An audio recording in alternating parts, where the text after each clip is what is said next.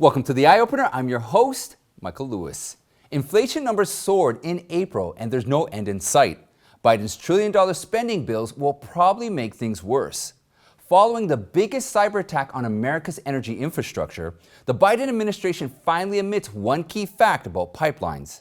Dr. Fauci is denying that he funded dangerous research in the Wuhan lab, but evidence says otherwise.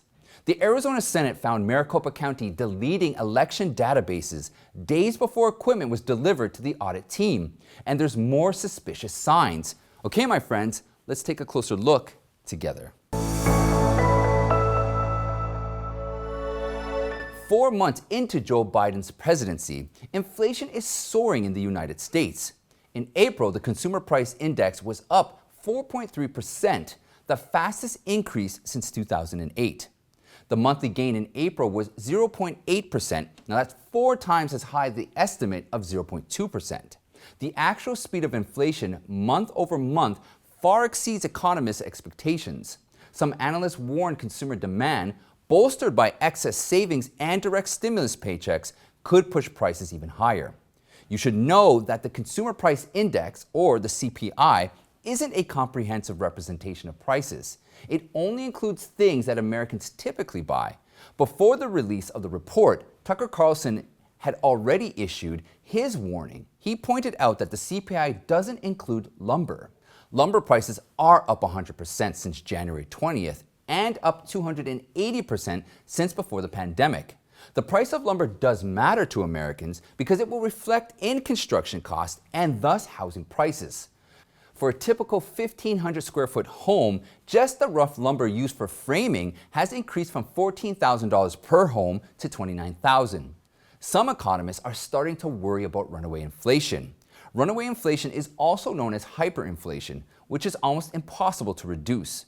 Prices for most goods and services not only rise, but accelerate, raising the cost of living and shrinking Americans' purchasing power. Runaway inflation exerts a drag on the market and potentially jeopardizes economic recovery. The inflation number comes as Biden continues pushing several trillion-dollar spending bills without promising to open up the economy. Workers are still at home, small businesses are still closed, the country is producing less with more Americans accumulating money in the bank. And what else is missing? Your money is worth less. But the incredible thing is Biden and his team doesn't acknowledge the basics of economics. His interpretation of April's disastrous job report is his policies are starting to work. It takes longer for them to work. When evidence is saying expanded government subsidies have incentivized American workers to stay at home, Biden said people's pride is more important than paychecks. A job is a lot more than a paycheck, he'd say, Joey. It's about your respect, your dignity, your place in the community. More than a paycheck is people's pride. Does Biden have an economist on his team? At least 12 GOP-led states are cutting off extended unemployment benefits this summer to help their economies recover. Americans need to get back to free market principles like the one President Trump built before the hit of the CCP virus. America still has a border crisis. Border apprehensions in April are up 3% over March. 178,000 illegal migrants were caught in the last month, among which 17,000 unaccompanied minors were taken into custody. 80% of those were from the Northern Triangle. Acting CBP Commissioner Troy Miller said CBP continues to see a large influx of illegal migration along the southwest border. But as the illegal immigration numbers climb, Kamala Harris continues her tour around the country minus the southern border to tout Biden's extravagant spending plan. Even some Democrats and pro-immigrant groups are starting to say Harris should visit the border. They say it'll be a high-level sign of the administration's commitment to fixing the battered immigration system. Representative Henry Cuellar, a Texas Democrat whose district runs 200 miles along the border, said she's playing it, in my opinion, very safe by not dealing with the border. The Colonial Pipeline travels from Houston, Texas, all the way to Linden, New Jersey, and is responsible for 45% of the East Coast fuel supply. May 7th cyber attack on the country's largest pipeline is the most significant and successful attack on the country's energy infrastructure in history. The disruption caused significant gas shortages in the southeast. By Wednesday noon, more than half of North Carolina's gas stations were out of fuel. In Georgia, Virginia, and South Carolina, over 40% of gas stations have also run dry. These states are particularly vulnerable because Colonial is their only pipeline. The shutdown pushed energy prices, which are already soaring under Biden, further up. On Wednesday, a gallon of gasoline on average ticked above $3 for the first time since 2014. Colonial was able to resume operations late yesterday. The private company said all lines will return to regular operations, but it will take several days for deliveries to return to normal. Struggling with alternative ways to transport fuel to the most affected states before the pipeline went back online, Biden's Energy Secretary Jennifer Granholm admits that pipelines are the best way to transport fuel. Can you tell us what is the feasibility of using rail cars to transport fuel into the affected areas? I know that's being looked at. Yeah, the DOT is looking at that, and so we'll have to wait till their analysis is done. These are not easy solutions because there may or may not be the right rail cars. There may not or may not be the deep water ports available for the Jones Act to be able to respond. So this particular area of the country, this is why we have doubled down on ensuring that there's an ability to truck oil in, gas in. But the pipe is the best way to go. In the dispute over the cancellation of the Keystone Pipeline, the argument is already there. But the Biden administration doesn't want to acknowledge it.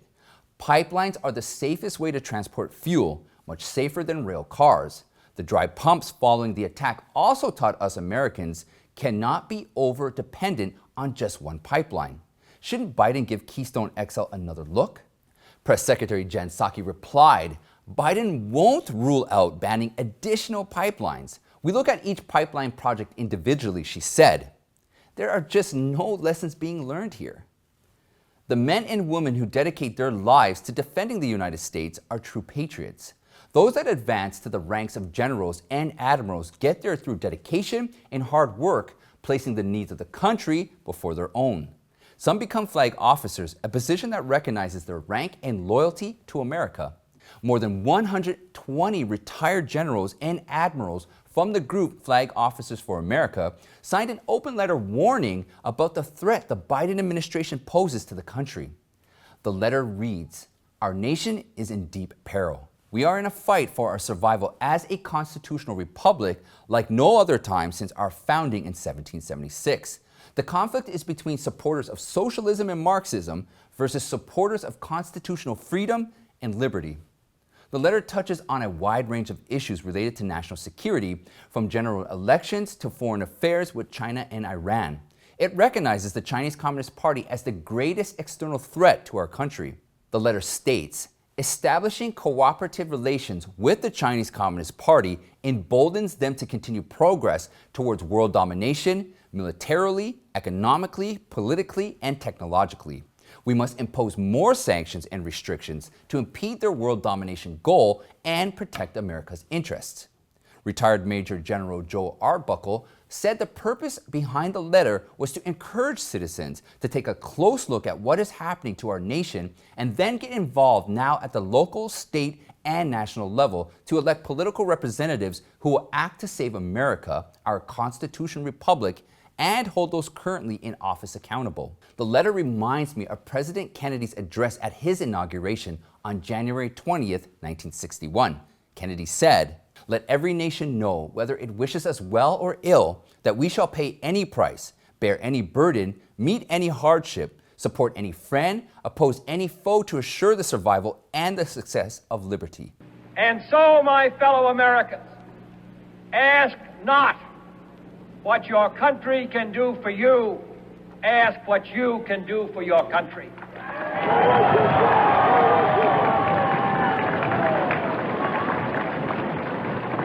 My fellow citizens of the world, ask not what America will do for you, but what together we can do for the freedom of man.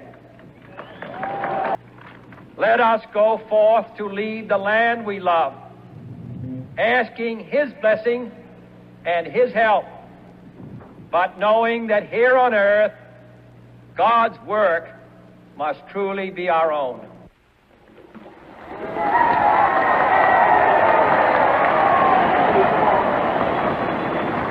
Now, before we continue, if you like our program, please hit that like button and subscribe. It'll force the YouTube algorithm to share this video to potentially thousands of people. And if you want to support the Eye Opener, check out the merch just below the video and get yourself a mug that matters.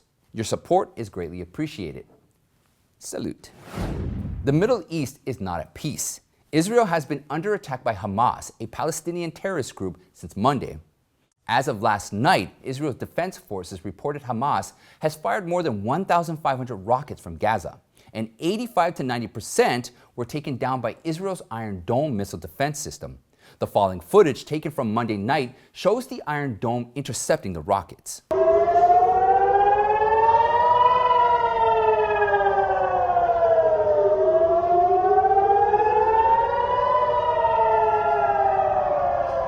These attacks were triggered after Palestinians clashed with Israeli police in recent weeks at Jerusalem's Al-Aqsa mosque, the third holiest site in Islam.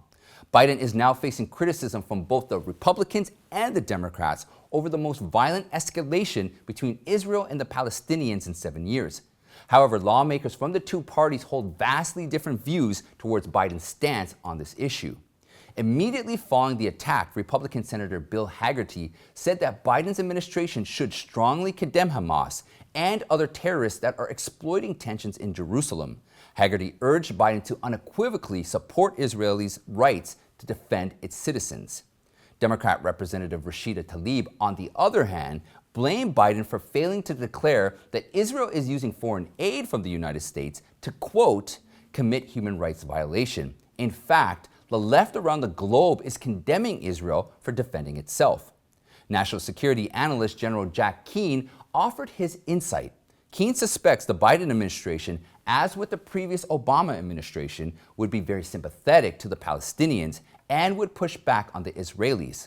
It was a pattern with Obama for 8 years, which Biden might be carrying over into his presidency. At the White House on Wednesday, Biden told reporters that Israel has a right to defend itself when you have thousands of rockets flying into your territory.